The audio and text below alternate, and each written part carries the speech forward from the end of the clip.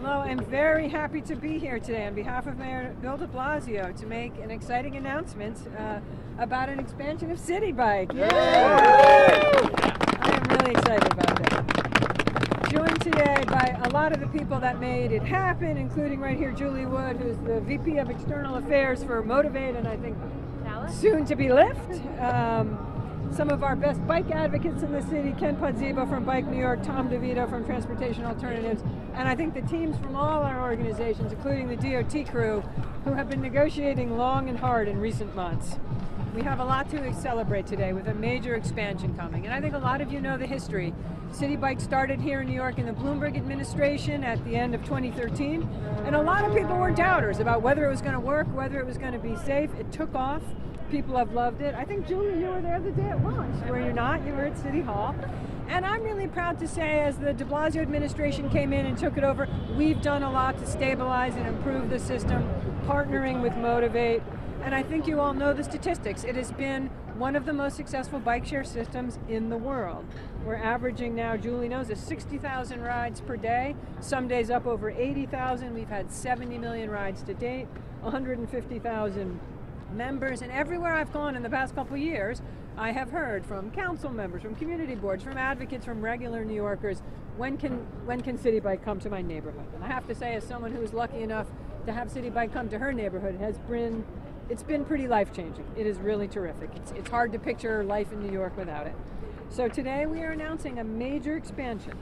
We are going to have Lyft acquire Motivate. Lyft, obviously you all know, a major transportation company. They are committing to investing $100 million to strengthen the system. That is going to mean roughly doubling the service area, 35 square miles larger, and tripling the number of bikes to nearly 40,000 bikes. I know the first question everyone's going to have is, where exactly are the neighborhoods going to be? I'm not going to give an answer to that today because we have committed to working with council members, community boards. Oh, speaking of it, Mr. Chairman, here you are. Fantastic. I think there's a neighborhood that's high on the list. I'm sure the chairman will have something to say about that. But we're obviously committed to working with our government partners, community partners, advocates to get that next set of neighborhoods with Citibike as soon as possible. But I think you all can see one thing we like with a bike share system is be contiguous, and I think a lot of you can picture some of the neighborhoods that will soon be on the list.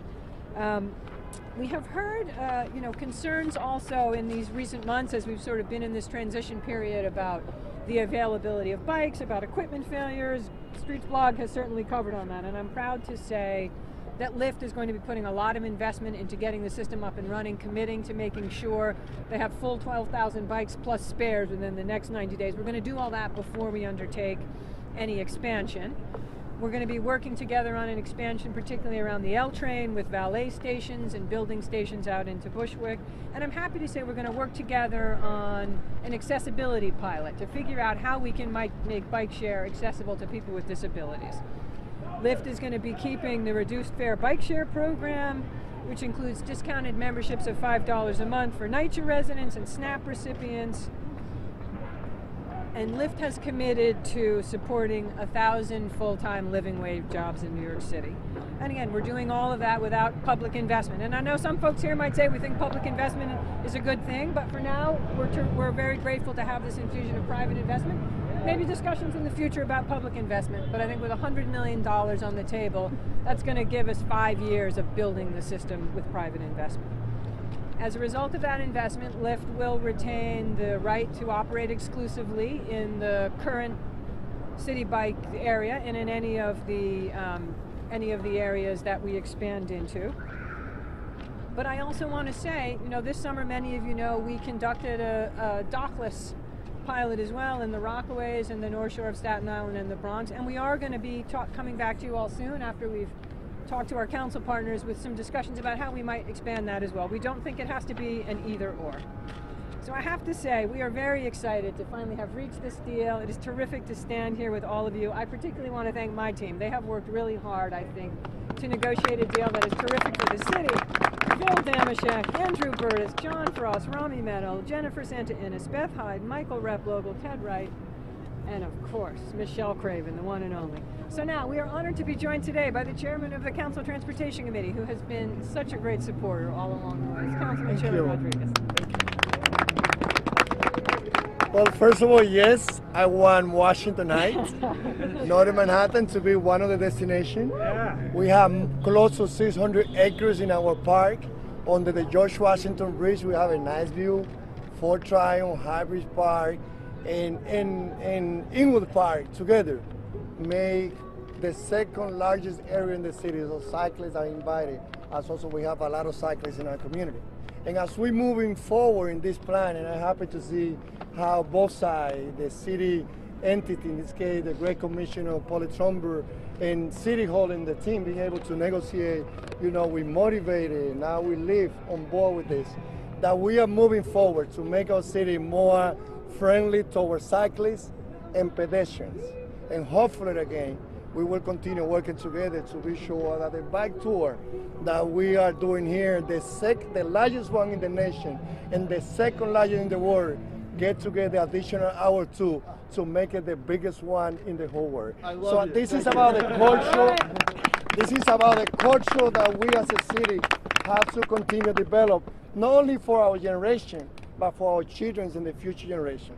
It's a great moment for the city of New York to have partnership that generate less traffic, more sustainable alternatives for transportation, and affordable options for traveling around the city.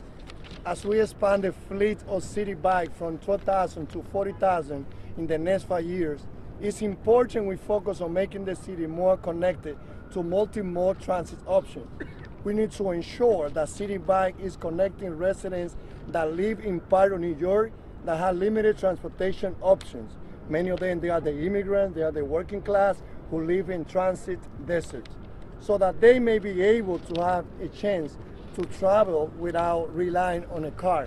As you know, a few years ago I presented in Rotary Center my idea that by 2030 we should reduce the numbers of car ownership that we have in the city today from 1.4 million that we have to 1 million by 2030.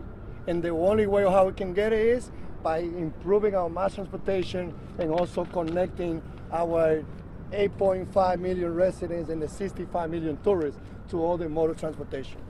Additionally, with the expansion of Citibike, other bike share programs, and hopefully e-scooter and electrical bike becoming legal in our city in the near future, I will call for an increase in the number of protected bike lanes from about 20 miles that we have today to 100 miles every year to make sure that our residents and visitors riding in the city are able to do so safely and protecting pedestrians as well. This is something that, as we know, Great Commissioner, DOT team, they're doing a great job, but it is our role from my side to advocate as a Chairman of Transportation Committee to see an improvement of funding to increase the number of protected bike lanes in our city as we're going to be expanding more cyclists in our city. Hoy estamos un día importante, un día donde estamos diciendo muy claro que nosotros vamos a aumentar a 40,000 el número de bicicletas que proveen servicio en nuestra ciudad. Lo vamos a hacer al mismo tiempo que estamos trayendo más bicicletas, que vamos a apoyar otros modos de transportación. Yo voy a estar trabajando para en el Consejo Municipal poder traer los fondos necesarios para que se aumenten de 25 millas que se hacen todos los años de línea protegida de bicicleta, que se aumenten a 100 millas. Thank you, Commissioner. Thank you, Mr. Chairman. All right, I now want to call up, again, someone who has been a terrific partner at Motivate. She will be a terrific partner now as part of the Lyft team. Also a friend and neighbor, Julie Wood. Come on up.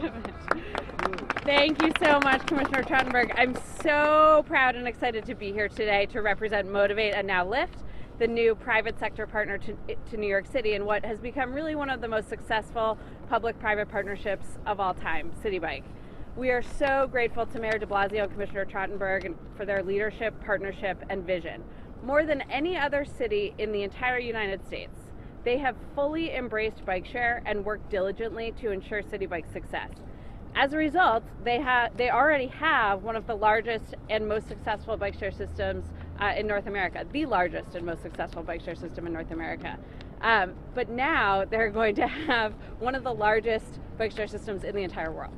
It's really something to be proud of.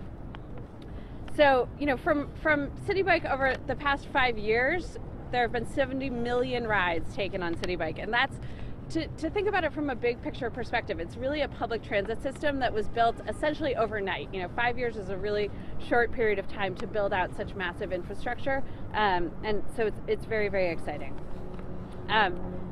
This expansion is something that New Yorkers have been asking for and wanting for a long time. Citibike's biggest problem has really always been meeting demand. Every day there are many more people who want to ride Citibike, and more neighborhoods who want it in their on their streets. Lyft's $100 million investment is going to make that expansion a reality. And I just want to say a quick word about why Lyft is the right partner to bring this long-awaited expansion to life.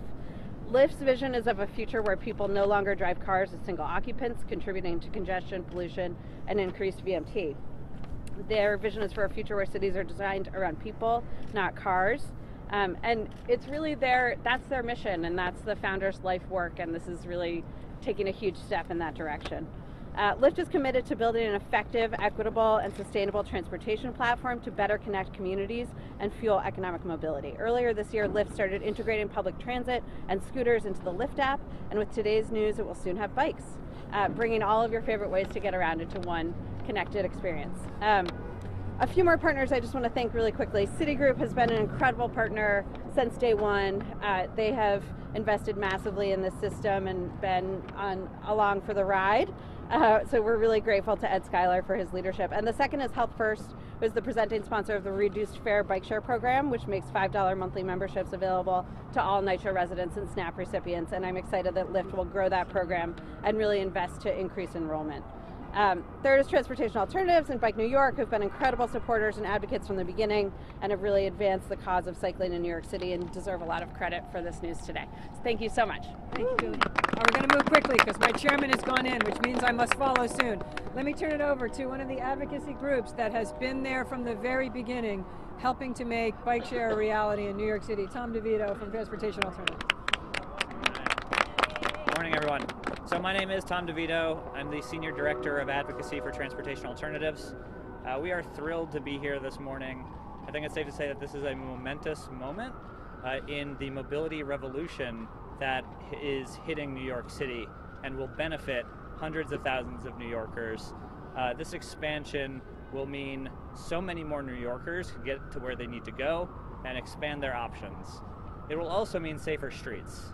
We've seen that when there are more cyclists out on our streets, that there are fewer crashes per ride. So this is a hugely welcome development. But as the number of cyclists expand in New York City, we also need to make sure that we are rolling out safe streets infrastructure for these new neighborhoods that are going to be getting Citibike in the future. And we really look forward to working with the Commissioner. The Department of Transportation has been leading so tremendously on this front. We're looking forward to working with Citibike, Lyft, Motivate, local stakeholders, community boards, in order to make sure that when these bikes are hitting neighborhood streets, that the infrastructure is there to support that. And this is, again, hugely welcome news, a major moment in this mobility revolution. So thank you so much. Thank you, Tom.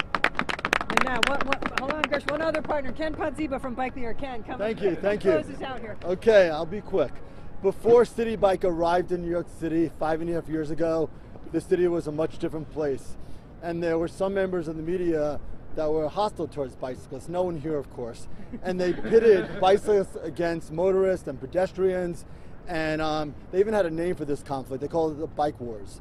And then Citibike came, and the Bike Wars ended. That was the game changer. People loved it. The demand was surging. It created safer streets because, as Tom said, the more people riding, the safer the streets were.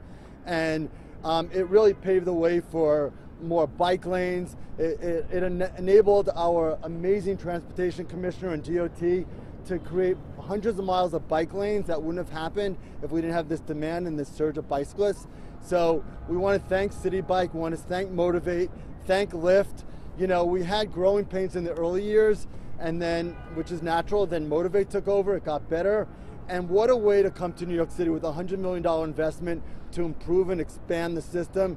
That's a great partner. So we're already loving you, Lyft. Thank you very much. We look forward to many more cyclists and many more years of our partnership with you. Thank you very much. Thank you. Let's do a very quick Q&A. Yeah, no hearing is about to start. and I will just say, you are right to thank Lyft. This is a major investment. I do want to thank John Zimmer, who runs Lyft. He's been a terrific partner in going through a pretty great negotiation to make sure the city and the Citibike users really got a good deal. Quickly, I can only take a few questions. Very quick question. Wait, Gersh, Dan, let Gersh ask this question. Of the Citibike monopoly zone suggests that you thought the pilot programs with the other companies were a flop. Were they? Can you speak to that? Yeah, I did not think that. What I thought, though, and you heard it from some of the speakers today, and you all have opined on this, I think New York City has one of the best docked bike share systems in the world. And I had heard from all corners, including, I think, Streets Blog, that people wanted to see the system expanded. I think we got a lot of good out of the dockless pilot this summer. You went and took a look at it, lessons learned, things they could do better, things we could do better, and we're looking to expand that system as well. I don't have anything to announce on that today, but it's not an either or, but this is definitely a doubling down on our docked system, which we think is world class. Regardless of the neighborhoods they go in, can you commit that the expansion will cover the 5 boroughs at least? That's a good question. I don't want to commit to that because I want to work with the city council, because again, I think there's a balance of potentially dockless and dock, but I'll say this, I think it's likely we will be in the 5 boroughs. Commissioner, I mean, I think the criteria we've used is for a docked system, you need to be contiguous. You don't want to have just an outpost of docked systems far away, and that's again why I think docked and dockless might work. So I think you can all look at what is likely to be the next ring of neighborhoods, but I don't want to get ahead of that here because we do want to work with city council and other stakeholders, and I hope very soon we will be announcing the next set of neighborhoods. can you elaborate? Can expect to see the expansion, particularly neighborhoods that have poor transportation that aren't contiguous to neighbors that already have it? We're hoping to start some of this expansion next year. I can't give you an exact date, but hopefully next year we will be getting some of these bikes. I'm going to Can do you one more. elaborate on how this would be a $100 million investment, 5-year plan, but you don't have any locations, anything that you can give us an idea of where you're considering? This is a lot of money. Again, I think if you look at where the existing system is, you can, and you may remember when we announced a couple years ago the phase 2 expansion, we sort of showed a notional map that gave a sense of what a next phase could look like. It's the neighborhoods that are contiguous to the ones we have the system in now, and you know, you heard from our chairman. I think he'd like to see us go to the rest of Manhattan. I know other council members in Brooklyn and Queens want to see some of their neighborhoods built out. There's been a desire on the North Shore of Staten Island and up in the Bronx. So stay tuned. We will have that announced very soon. Last one. You got one already. Contract with the city and Lyft?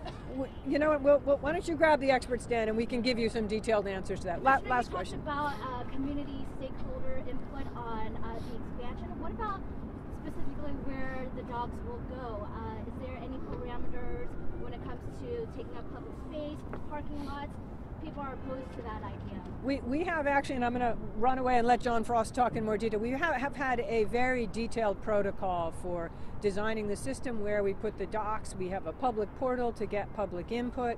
We work with local community boards. So we have a pretty elaborate siting process to make sure we're putting them in the places where the public wants them, where they're going to be used, and we're minimizing parking loss and other things. So I'm sorry, I have to run to my hearing, but we do have some of the experts here if you all want to have more technical questions. All right, thank you. All right, thank you.